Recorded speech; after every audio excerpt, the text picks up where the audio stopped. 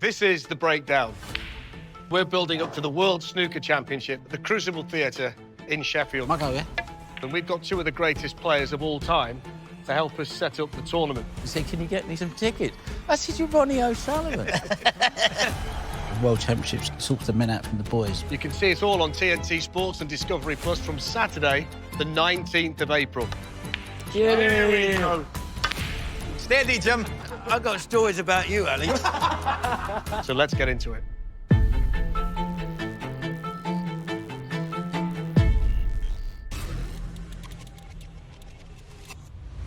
The 1978 World Snooker Champion, Ray Lynn. The champion of the world, Cliff Thorburn. World Professional Snooker Champion, Steve Davis.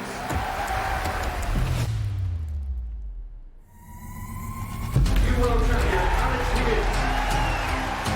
He's done it, Dennis Taylor. World champion, Stephen Hendry. The United Kingdom champion, Jimmy White. Another in the book of brilliance for John Higgins. Well, it feels like the exhibition has started already. Sensational. Ronnie O'Sullivan with a maximum break. Bill Robertson with a 147. History made. Mark Selby, the first ever maximum break in a World Championship final.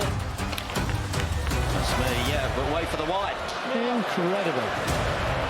30 years after becoming the youngest winner of this title, Ronnie O'Sullivan has become the oldest. Mark Williams completes a remarkable hat-trick. Destiny accomplished, the dream accomplished. Jill Trump, king of snooker. The Rocket, Ronnie O'Sullivan. Snooker's greatest showman is in seventh heaven. Karen Wilson has conquered the Crucible and a lifelong dream realised for the Warrior.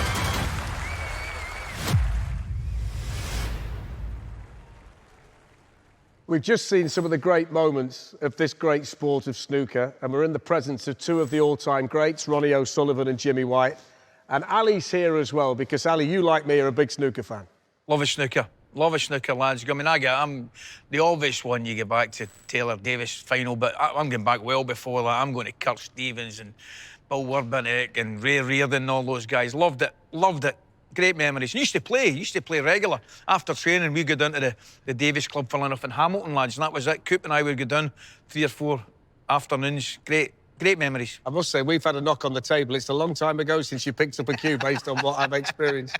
We're going to start with who the greatest player of all time is. And we did a poll kind of coming in, and Ronnie, you won it hands down. 71.5% of the people polled said you're the greatest player of all time. Next on the list, Stephen Hendry, 15.5%. Steve Davis, 7.1%.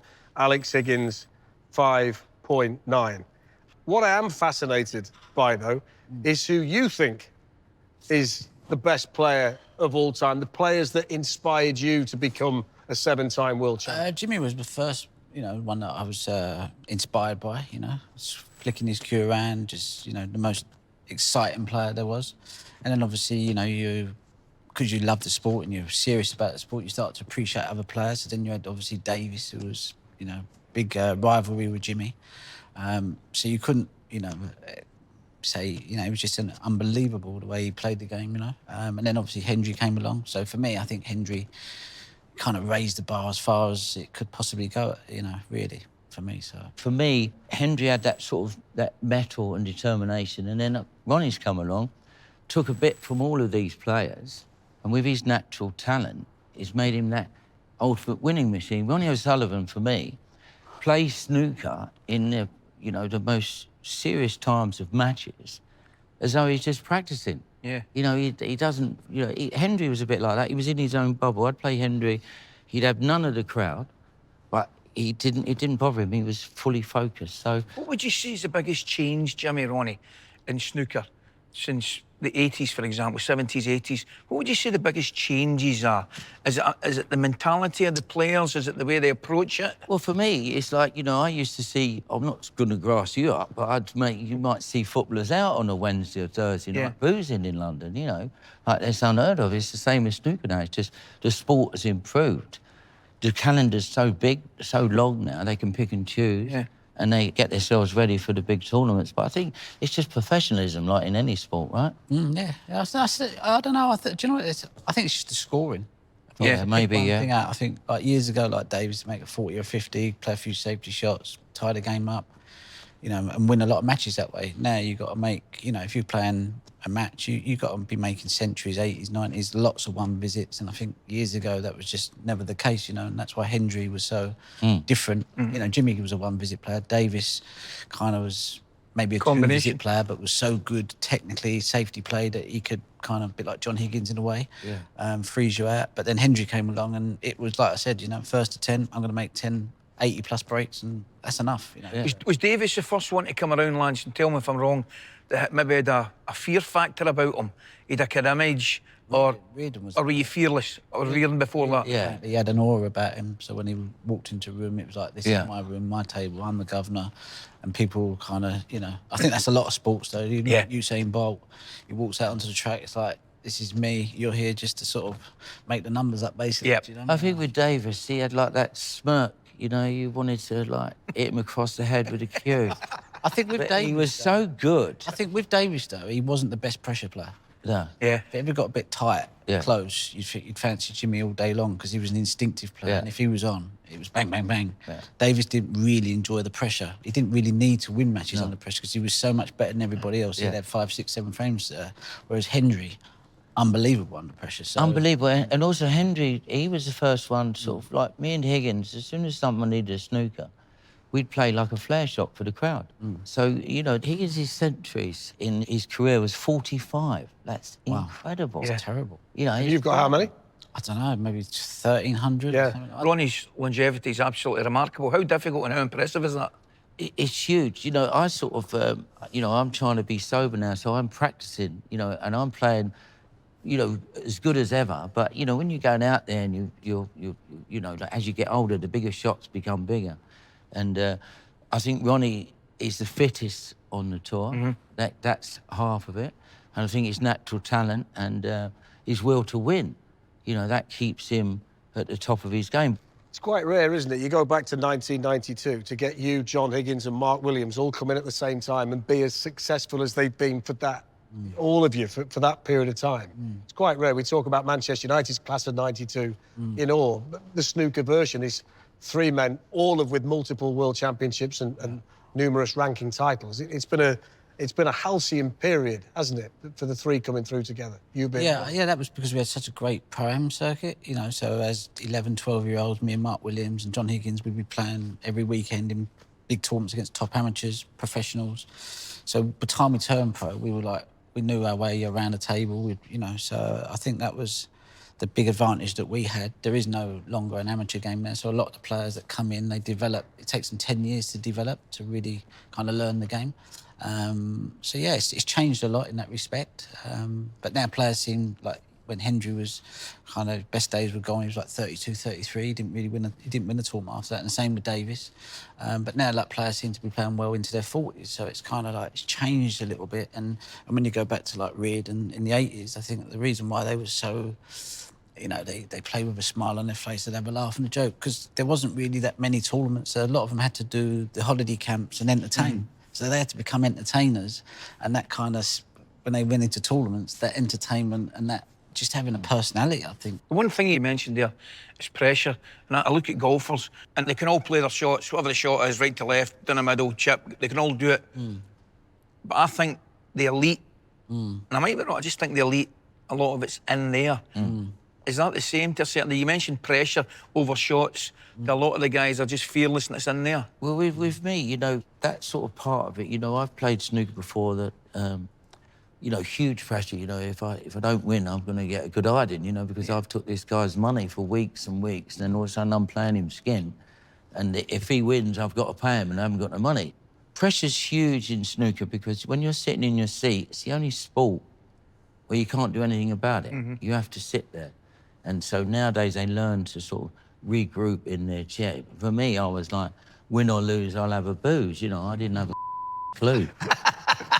But, you know, straight, you know what I mean? I had fun, you know. Like, maybe if I'd have won it in the 80s, I might have been brown bread, because I was up to no good, you know. Would you have done anything different? Would you have done anything different back in the day? Yeah, I just made sure everyone was all right. Like, he comes to me at the tournaments and said, can you get me some tickets?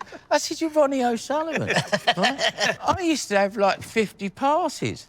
You know, they never give me a morning game in the World Championship for about 20 years. They were terrified I wouldn't turn up. But I'm actually enjoying it more now. Yeah. You know what I mean? I'm not ready to go and play bad golf yet, so... You know when you sit there and you, like we read a poll out and 71.5% of people say you're the greatest ever. You're quite an unassuming, low-key fella. When you hear that kind of thing, what do you think? Do you think, yeah, or do you kind of shy away from that kind of stuff? I'm not that sort of person, I suppose. I just like to play the game, enjoy it. I think what I have is what Jimmy had as well. We have a lot of the fans that support us. You know, we're like Jimmy was a people champion, Alex Higgins was a people champion. So even if I wouldn't have won as many titles as I had, maybe I'd have still got the vote, because a lot of the people go, oh, you know, they just want to support Ronnie. So if you ask a proper snooker purist who they thought was the greatest, then the poll might have been a lot closer, you know. But obviously a lot of these people vote with their heart, you know. Hang on, Coisty. So debunk this theory. So whenever you sit down and you listen to Ronnie, he tells you all the things you can't do, tells you all the things he's not very good at, talks about his technique not being right for X number of years. You're right. Listen, what I think with the public, with Ronnie O'Sullivan, like, people love winners, and every now and again in sport, you get someone who does it with such style, you know, like Ballesteros, you know, these special sort of type of sportsman. And Ronnie does that, so I think they go on a roller coaster with him. I think sometimes what it is you watch other players and you think, I wish I could do what he does. Well, that was going to be my question, Ronnie. So I wish I could have something from everybody else's game. Well, if you had one thing from another player, a period, a question for the two, that was genuinely going to be my question. If you had one quality from another player that you could take, what would it be? Give me, at the moment, of the modern day players, I suppose, give me Kyle Wilson's arrow straight correction. That basically is just like 9 out of 10 every day, so you just can't just get up and play and just pop balls. I think people like me and Selby, we kind of like, we find it, we lose it, we find it, we lose it, and that can create like anxiety. And I just think with someone like Kyle Wilson or Neil Robertson, who have just amazing technique, it's just, you know, it's day in, day out. So you kind of go, that's parked up, just go and play. And that's a really nice place to be as a snooker player, because it's such a hard game that it can really frustrate you. I'd have liked to have Hendry's focus, you know, staying in the bubble, staying in the moment, you know, staying from whatever situation is, just being, he had a pre-shot routine. So if he was sort of not playing so good, the amount of times he'd like the last frame of a match, 4 each, he'd be struggling and produce a 60 or 70 and then go on and win the tournament. But he had this focus like a pre-shot routine, so whether it was the most important shot or the simplest of shot, he just keep going through his routine and kept himself focused. So that was what I missed, I think. So we've spoken about some of the great players to play the game. When we come back, we're going to talk about the greatest match ever played, the famous black ball final of 1985. And at this point, we're presenting Jimmy with the World Championship.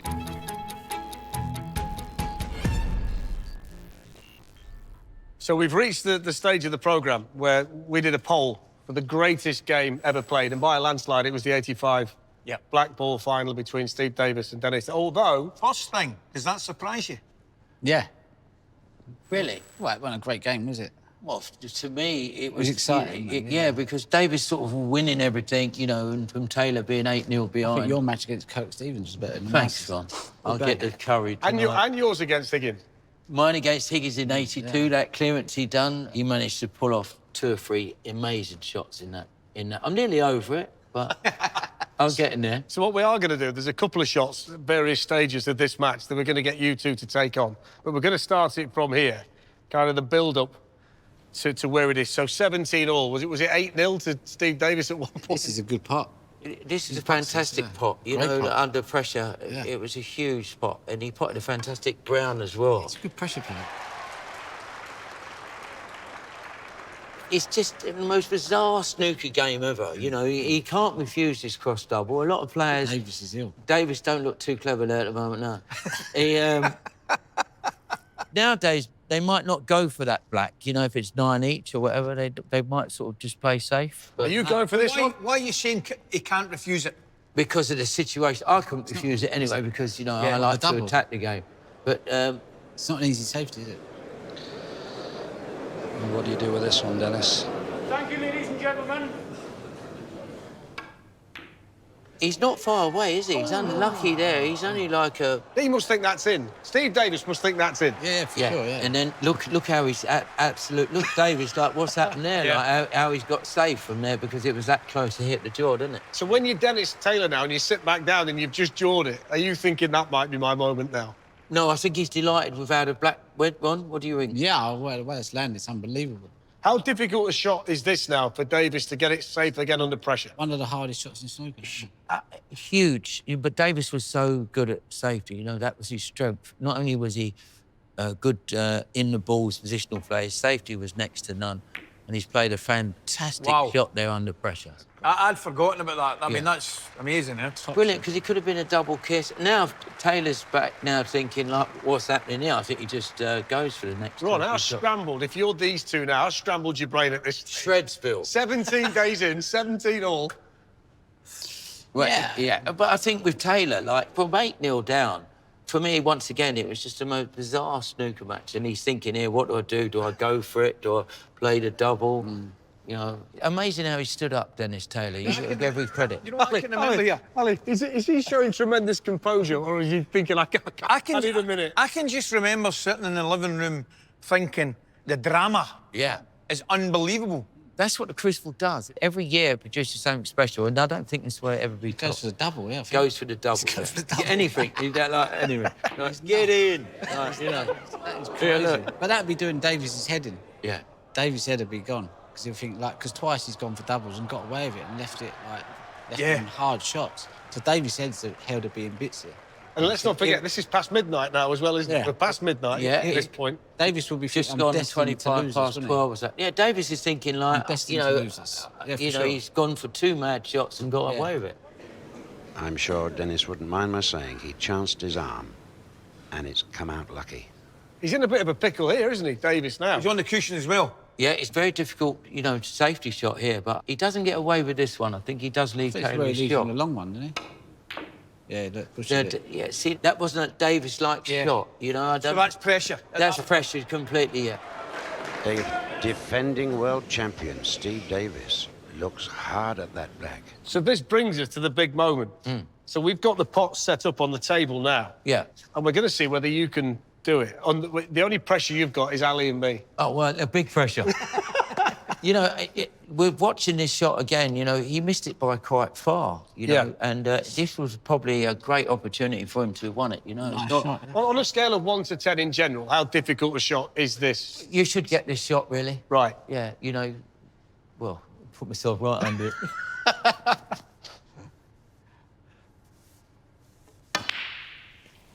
There we go.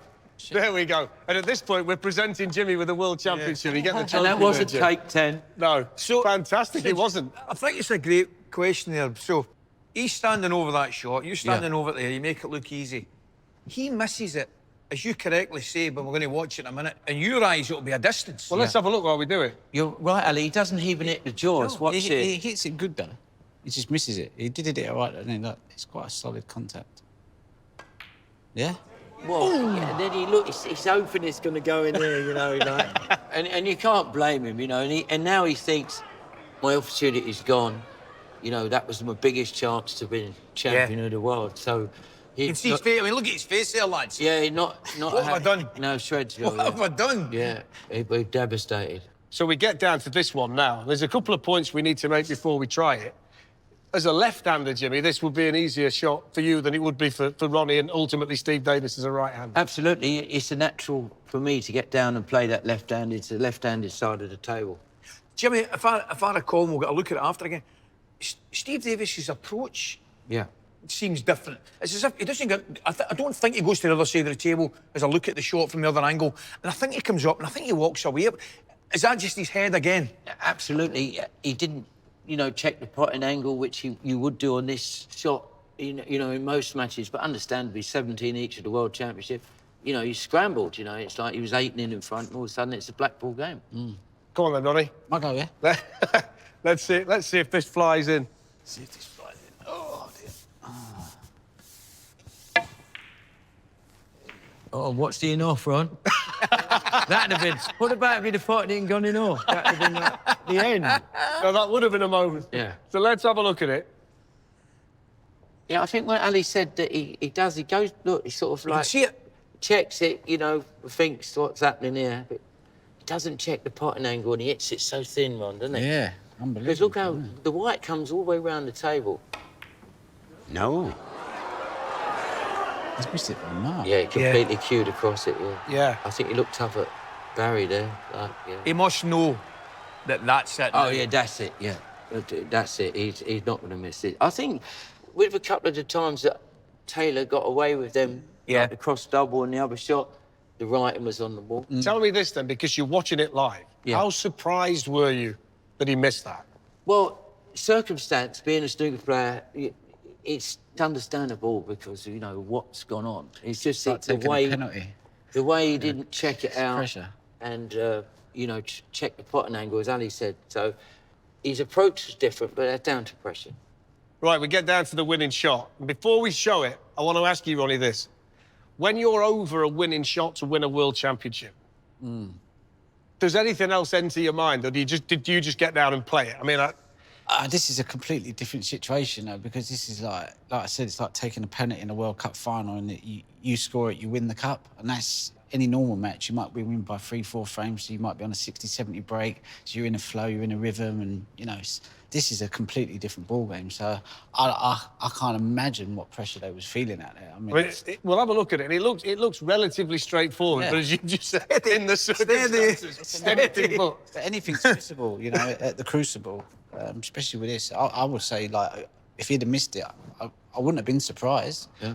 I mean, I would have been, but if he'd have missed it, I'd have come. I need to tell you right now, I'm feeling like Dennis. Just before he does it, the one thing he did do was have a little look, even though it's an easier pot than the one that Steve Davis had. Absolutely correct. He composed himself by that extra couple of steps, you know, got himself together.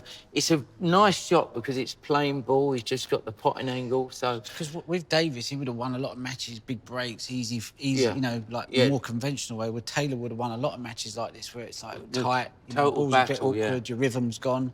So this is suited Taylor. You know, I also can't imagine the peaks and flows in his head, the peaks and troughs, because he's gone from thinking he's going to win it to thinking he's going to lose it. Now he's back up again. But he's a tough fella, isn't he? Yeah, If you talk to Taylor and the way he talks about it, like, you know, and you think he's tough man. He doesn't mention it that much, does he? No. No, he mentions it, obviously, but when you sit down and actually talk to him, he's a tough competitor. Yeah, he had plenty of bottle, Yeah. Right, let's have a look at it then. The bridge end of his little dip here, isn't it? Watch. See? He's done it. Dennis Taylor, for the first time, becomes Embassy World Snooker Champion, 1985. Amazing. Incredible. What a moment. Yeah. 23 minutes past 12, I'm led to believe. Yeah, I think, what was there? Was there like 14 million watched it or something? Amazing. 18 million. 18, was it? 18.5, yeah. Amazing, yeah. You know, and you know what that done for snooker. You know, Alex Higgins winning in 82 and that match in 85, you know, put snooker on the map. So the good news is Dennis Taylor gets it in. The bad news is we've got to have a go at the shot now.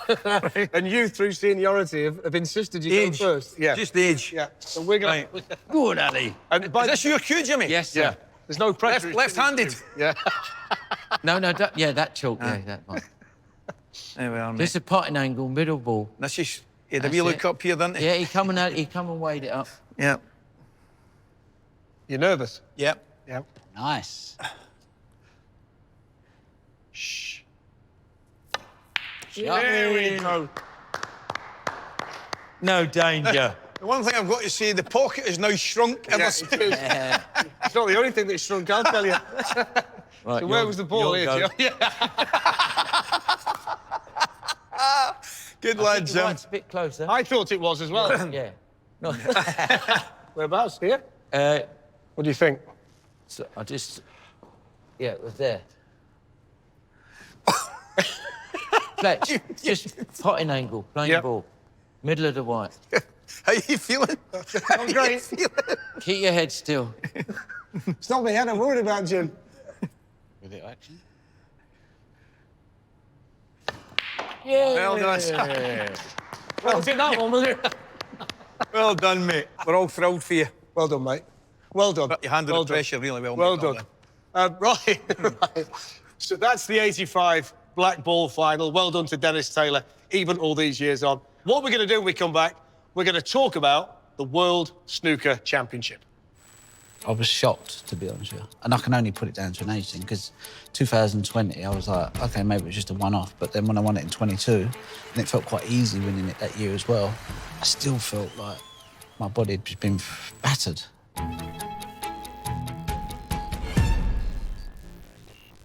OK, so let's all sit down again, and we're going to talk about the World Championship in general, what it means to play at the Crucible, what it feels like when you're in there.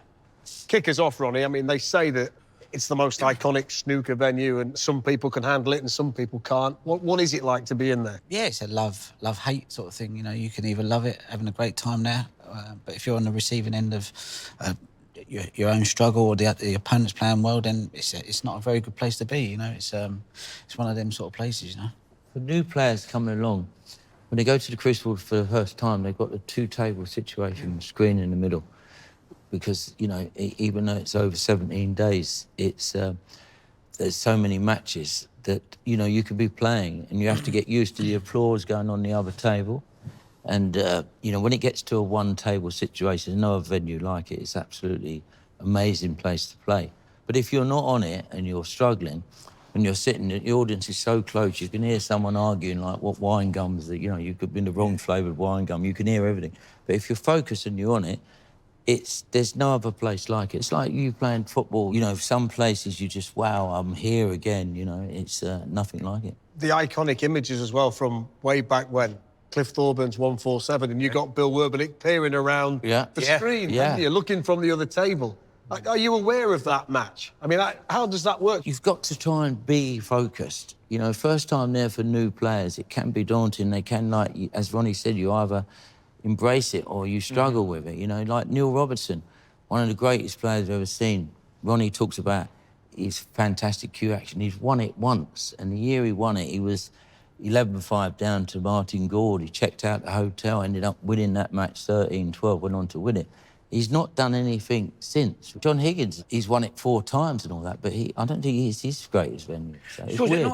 Is it not necessarily then the pressure of the tournament, the venue as well can affect you? Yeah, obviously it's the World Championships is our biggest blue ribbon event. You know, everyone wants to be world champion, but I think it's just that place, when it becomes one table situation, there's only 900 people there. It's very intimate, but the atmosphere is phenomenal. Nothing comes near it. What about the duration, the length, the 17 days? I watched the documentary that you did, and by the end of it, you were absolutely washed out, mentally and physically. You were at the end. And I remember you saying at the time, you'd surprised yourself that you could actually get over the finish line because of how you felt, what it took out of you. Yeah. I think last time I won it in 2012, 2013, I got up Monday morning, I was like, I could do it again.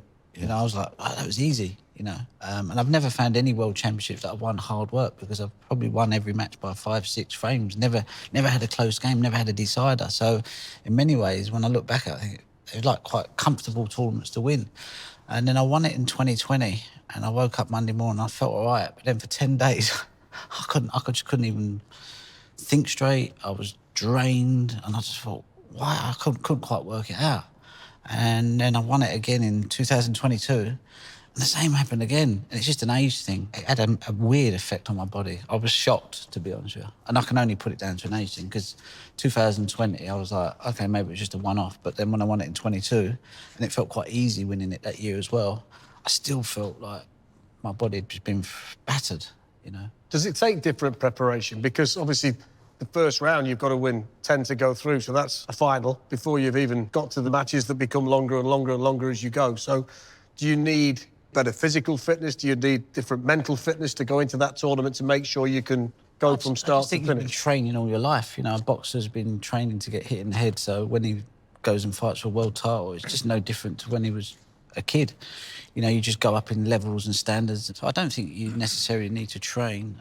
I always think the World Championships gets kind of going about the quarterfinals. So I always think, like, if I'm in the quarters, I think as long as I win my first 2 games, then it's on. You know, the first 2 rounds, you know, you might whatever, but come the quarters, if you get there, you can still not play your best and still win it. Do you know what I mean? Because then it sorts the men out from the boys. Because I think it's always a great leveller, the Crucible. If you've got players like Peter Ebdon, Graham Dott, you know, players that, you know, you wouldn't necessarily think would win a tournament that big, but because they have such good temperaments, they're able to sort of manage their emotions quite well. And the Crucible becomes more about how do I manage my emotions rather than who is the best player, you know, because there's a lot of great players that, you know, don't seem to do as well there as they do at other places just because of the duration. It's just about just holding it together. I had a question for you in terms of officials, right?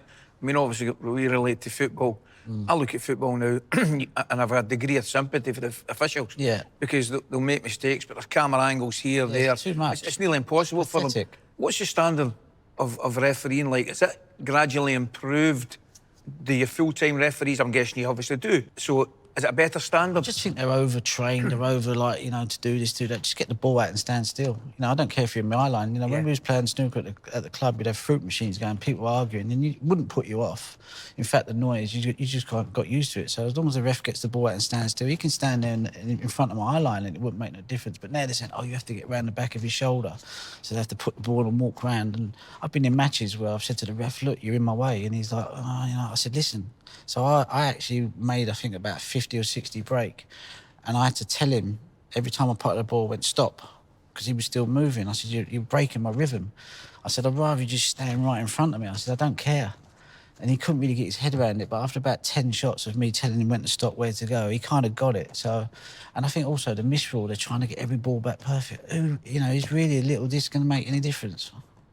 I don't get it, you know, it's sort of, and it takes time to get the balls back. So just put the balls back. As long as he can't pot, as long as he ain't gaining a massive advantage, he's going to play the same shot. Does it really matter? So, yeah, I find that all a bit frustrating, really.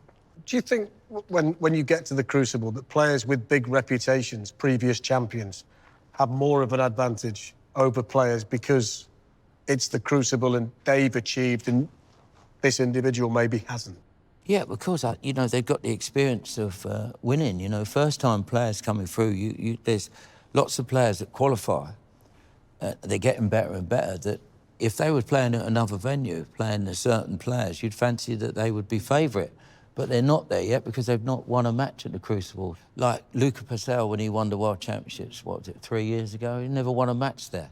You know, never, like, in all the years as a pro, and then all of a sudden, he won the World Championships. You know, he just sort of got through the first round and just flew, so. I presume you remember your first experience like it was yesterday.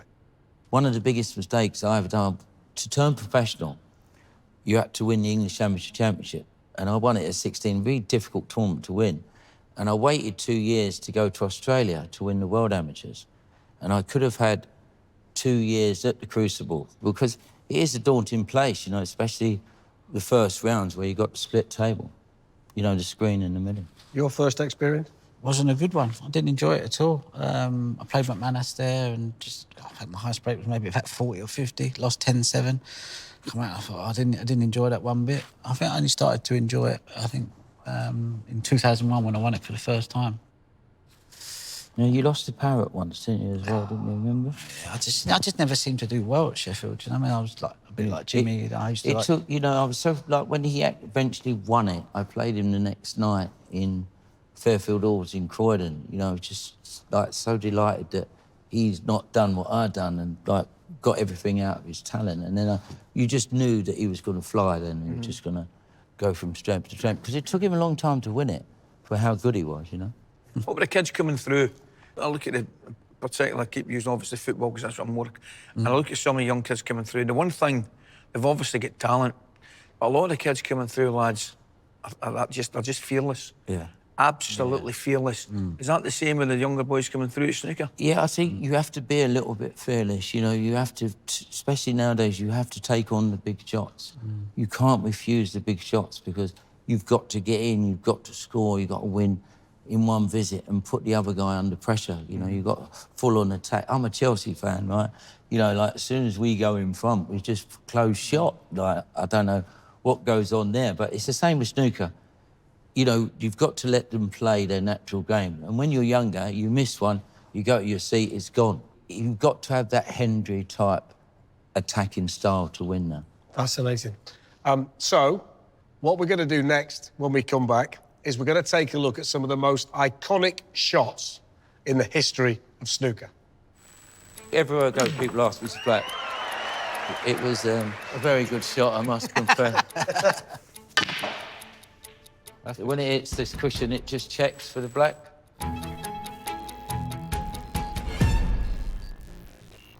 Right, so it's time to take a look at some of the iconic shots in the history of the game.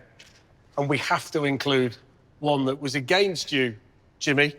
Alex Higgins, semi-final World Championship, 1982. We're going to show it. Thanks, Fletch. if you want to set it up for us, I mean, it's a stunning shot. It's an absolutely incredible shot here. He's lost position again. He's like, you know, he's got no real shot. He needs to pop one. And, you know, he plays this blue. Like, I don't think it's been played since. Seen anyone play it? I know there's a lot of players can play it, but the way he hits this, he actually hits it so well. He screws off the side cushion. He always moved, Alex, but after he hit the ball, and he's put so much side on. He's played on the red into his left pocket, and he's hit it so good. He's come down here, and then when he pops the next red, I know he's going to clear up then. What are you thinking, Jim, when he's lining up here? Can you... I'm thinking that 3 or 4 times in that break, I'm thinking, you know, like, he's going to miss here, you know, because he's lost position again. You know, he's got the balls back in control, and he's messed up, but he just pulled out 4 or 5 moves, a bit like Dennis Taylor. Sometimes the writing's on the wall, isn't it? Yeah, sure. We're going to have a go to see how it works out. We can also have a natter at this point of the programme as well. I want to know whether this is right or wrong while you get ready to take this shot, whether it's an urban myth or whether it actually happened. Am I right in saying that one night you two were out with Ronnie Wood and Keith Richards and went back to Ronnie's house and played each other? Right, OK. We was round... Steady, Jim. Well, no, listen, I've got stories about you, Alex. I was... we actually godparents to his children, so we're very close to Ronnie Wood. Like, what Ronnie O'Sullivan done for Ronnie Wood, he'd tell you, you know, he really helped him get clean. And it wasn't in them days. There's a lot of wine being took. We was there for a couple of days. And the second day, there was only the 4 of us in the house, and they're having a competition with their guitars, and they're coming up to him on saying, "Who's the best guitarist?" We're looking at each other like, "Well, we've got a clue." So obviously said, "You're both brilliant," and they then said to us, like, "Go and have a game of snooker." And I think we had 10 frames, and I think Ronnie had 6 centuries. I had 3. And there was a 60-odd in the other frame in between. It was just bizarre. I think a relaxed situation. Yeah. Brilliant. After day 2 of drinking wine. Right, let's have a go. Okay. Let's have a go. The cueing's not easy here, right? No, you see, when he comes to the table, he's like this. He doesn't sort of know what to do. He can't play safe. He needs the point. And he gets down and he plays. It's been an amazing shot on the blue. I just don't, you know. I don't see it since. Oh, my word. Good effort. That's what he played. Yeah. But he hit it so well, he ended up here, and he had like a shot for nothing. That went in, or maybe this one in there. That went in. I knew he was going to clear up then. Can I just say that is the first go as well? Yes, officially, absolutely. That's the first go. Yeah. And you were so fired up, the jacket came off for that one. I noticed that as well. I was be happy with that, yeah. Right, Ronnie, so it's your turn now. And we're going to take a look at the last red on your way to winning the Welsh Open. Final frame, 147. I mean, you can't write it any better, can you? And we've got it set up here. Let's have a look at it first. How good a shot, Jim, is he? He's modest, so how good a shot? He is very modest, Yeah. but, you know, this is the most phenomenal shot. You know, even if you're natural left-handed, but the way he grips the white, he goes through the ball. He's putting a little bit of left-hand side to make the angle, but, you know, he just connects absolutely. You know, it's like, you know, when you hit a good golf ball, the sound, you know, he hit that absolutely, and you see him there. He's so pleased. He's got a perfect angle on the black, just regroups and goes on to make a 147 to win the tournament as well. Some shot, Ronnie, that. Some shot. Yeah, it was a good shot, yeah. I didn't expect it to go in. Just sort of swung the arm at it and just hope for the best. And, yeah, I got perfect on the black as well. It was just... Yeah. Is there less or more pressure on you there because you know you won the frame? It was less pressure on me because, obviously, I didn't expect to pot it. And then once I potted it, then there was more pressure on me because I thought, oh, it's on there, you know. And, obviously, yeah, I was 8-3 up, I think, as well, so... There wasn't much pressure on that. It's an instinctive shot, wasn't it? It just got down. And yeah, I was seeing it good then. Everything I see, I was seeing good and just thought, yeah, it was just everything felt quite good. So we've got it set up. Yeah. Here you go. He hasn't got his cue, so he's using my cue. Oh, it's hot, Jimmy. Is it Yeah. fair? Yeah. Huh? It's hot. Are we ready? Mate. Are you ready? Yeah. Ugh. Close. Close. But that shows just how difficult that shot is. Because there's no tournament on the line, there's no 147 on the line. It's like... normally, where the shot's so difficult is because he's played on the black to get the 147. You know, he's got the crowd, you know, behind him for that as well. So you just pot it and play a bulk colour. But do you get in the zone in a situation like that as well? You know, the fact that the adrenaline must be pumping through because you're going to win, the 147's on. I mean, are you in a different zone at that point? I think because the red was there from about 60-odd, there wasn't much pressure on it because I thought, well, it's highly unlikely to get on the black from there. But then when I had the chance to pot the red, it was like, OK, if this goes in, then result. If not... Could you have moved it earlier on the frame? Yeah, but then you're going to lose position on the black, so I had to leave that to last because I wouldn't have been able to, Listen, we know he's so modest. For me, that's probably the best shot in a 147 because not only playing it, his opposite hand, how well he hit it and got on the black. What's that feeling like as well when you're on a 147? Yeah. I mean, you famously didn't pot the black on one. I did eventually, yeah. What's the feeling like? Yeah. Because I suppose when you throw a 9-darter, it's that quick, isn't it? You bang, bang, bang. Yeah, I think no real pressure time builds, to think about it. Pressure builds. At some point, you get, like, a certain shot happens for you and you kind of go, oh, it's on there. Do you know what I mean? And then the pressure builds because you think, I'm on it. But I quite enjoy it going for him. It's good. It's a good buzz. Good buzz. Listen, he's... I think what have you had, 16 or something? 15, I think, something like 15, that. yeah. You know, I've had one for years. Phenomenal achievement. That was the last one I had, maybe. Was it? You better get practicing then. And how likely are they when you're in practice? He makes them all the time. Really? All the time. So we've got time for one more, and you've chosen the next shot, Jimmy. If you want to set it up and explain it to us as we go. I was playing Kirk Stevens in the 84 Benson Hedges Masters. He just had a 147 the game before in the white suit. So, you know, it was a fantastic game all round. And like Judd Trump at the end of frames now plays, you know, shots with, like, you know, screw inside and a bit of flair. And I come on this pink like this and I thought, well, I'll screw it in off 2 cushions and when it hits here, it checks for the black, which, you know, it was a very good shot, I must confess.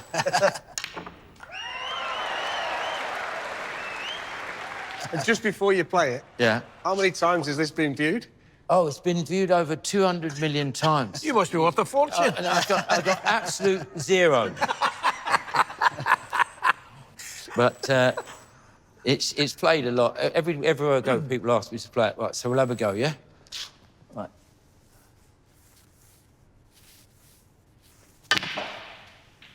When it hits this cushion, it just checks for the black. Oh, fantastic. Fantastic. Cheers, boys. Brilliant. That's brilliant. Absolute What a way to pleasure. finish. What a way to finish. Absolute pleasure. That's been brilliant, hasn't it? I've enjoyed it so much. Absolutely. Ronnie, thank you. Cheers. Jimmy, thank you. We can't get the cue off Jimmy now. And don't forget, April the 19th is the day the World Snooker Championship starts. Live from the Crucible, TNT Sports and Discovery Plus and you can watch every game with us. Enjoy the tournament. We've enjoyed it today.